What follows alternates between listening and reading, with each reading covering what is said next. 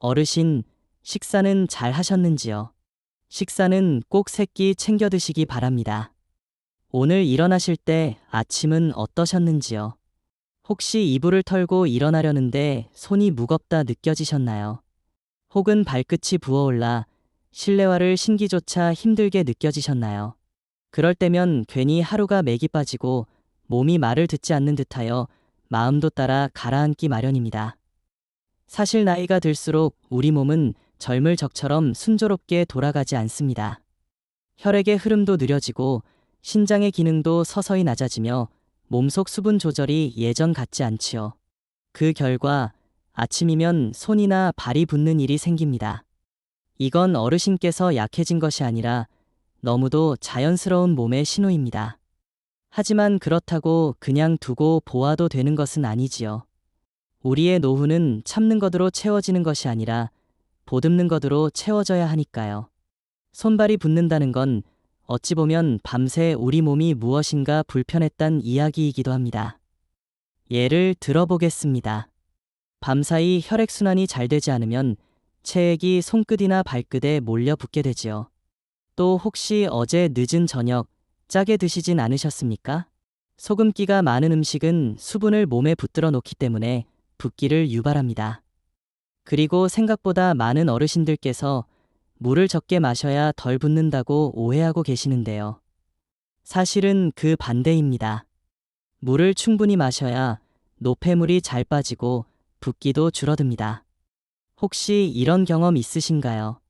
아침에 일어나자 손이 뻣뻣해서 컵을 제대로 잡지 못하고 발이 무거워 첫걸음이 더디게 느껴지는 일. 이런 아침이 자주 찾아오셨다면 이제부터는 작은 생활 습관부터 하나하나 바꿔보셔야 할 때입니다. 먼저, 어르신. 잠들기 전엔 꼭 발목을 부드럽게 돌려주세요. 앉은 자리에서 무릎을 조금 세우시고 발끝으로 원을 그리듯 천천히 돌리면 됩니다. 이 간단한 동작 하나가 발에 정체되어 있던 혈액을 움직이게 합니다. 또 손도 마찬가지입니다. 손가락을 한 번씩 펴고 구부리는 스트레칭, 그리고 손목을 살살 돌려주는 것도 도움이 됩니다. 이것은 단순히 붓기를 줄이는 걸 넘어서 관절의 굳어짐을 막아주는 예방이 되기도 합니다. 그리고 잠자리는 되도록 머리와 상체를 살짝 높여주세요. 완전히 누운 자세보다는 살짝 기울어진 자세가 체액의 정체를 줄여줍니다.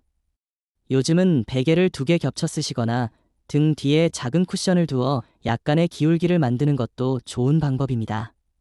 무엇보다 중요한 건 편안한 수면 자세입니다. 깊은 잠을 자야 몸이 자연스럽게 회복의 흐름을 따라가니까요. 음식도 중요합니다. 가능하다면 저녁 식사는 되도록 일찍 드시는 게 좋습니다. 늦은 저녁은 위장에 부담을 주고 밤사이 체내 수분 조절에도 영향을 미칩니다. 특히 짠 음식은 붓기의 가장 큰 원인 중 하나입니다. 된장찌개, 김치, 젓갈 같은 음식은 맛은 있지만 적당히 덜어 드시고 물을 충분히 드시는 것이 좋습니다. 또한 칼륨이 풍부한 음식, 예를 들어 바나나, 토마토, 시금치, 감자 이런 것들이 붓기를 빼주는 데 도움이 됩니다. 어르신, 여기서 하나 더 말씀드릴 것이 있습니다. 혹시 당뇨나 고혈압 같은 만성질환이 있으시다면 손발이 붓는 것은 그와도 관련이 있을 수 있습니다. 몸이 보내는 작은 신호 하나하나를 그냥 지나치지 마시고 병원에 들러 전문가의 진단을 받는 것도 꼭 필요합니다. 붓기가 한쪽만 심하게 나타나거나 통증이나 열감을 동반할 경우는 더더욱 그렇습니다. 어르신의 건강은 누구보다 소중하고 귀하니까요. 이런 이야기를 드리다 보면 어떤 어르신께서는 이렇게 말씀하십니다. 살다 보니 몸이 아프지 않은 날이 없어요. 이젠 그냥 그러려니 하지. 그 말 속에는 체념이 아닌 깊은 인내가 깃들어 있지요. 하지만 저는 어르신께 꼭 말씀드리고 싶습니다. 이제는 인내가 아닌 보살핌을 시작하셔야 할 시간이라고요. 남을 위하던 시간을 이제는 나를 위하는 시간으로 돌려야 할 시점입니다. 어르신의 하루가 더 가볍고 더 부드럽게 흘러가야 하니까요. 아침 햇살이 창문을 스칠 때 손끝이 가볍고 발걸음이 편안하다면 하루 전체가 달라집니다. 일상 속에서의 기쁨도 조금 더 가까이 느껴질 수 있습니다. 산책을 나서실 때에도 다리가 가벼우면 한 발 더 멀리 나가실 수 있고, 차 한 잔을 드실 때에도 손끝의 감각이 살아있으면 더 따뜻하게 느껴질 겁니다. 작은 붓기 하나가 이렇게 많은 차이를 만들어낼 수 있다는 것, 그 진실을 어르신께 꼭 알려드리고 싶었습니다.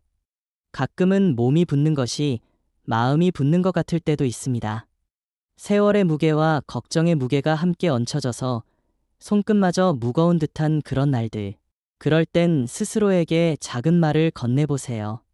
괜찮다. 오늘도 나를 돌보는 하루가 될 것이다. 그 말 한마디가 몸과 마음을 동시에 가볍게 만들어줍니다. 어르신, 아무도 보지 않을 때 스스로를 돌보는 것이 진짜 사랑입니다. 이제는 누군가를 돌보는 삶에서 나 자신을 돌보는 삶으로 조금씩 방향을 바꾸셔도 괜찮습니다. 매일 아침 붓는 손과 발을 보며 걱정하셨다면 이제는 그것을 다정히 어루만져 주시기를 바랍니다. 마지막으로 어르신께 하나 당부드립니다.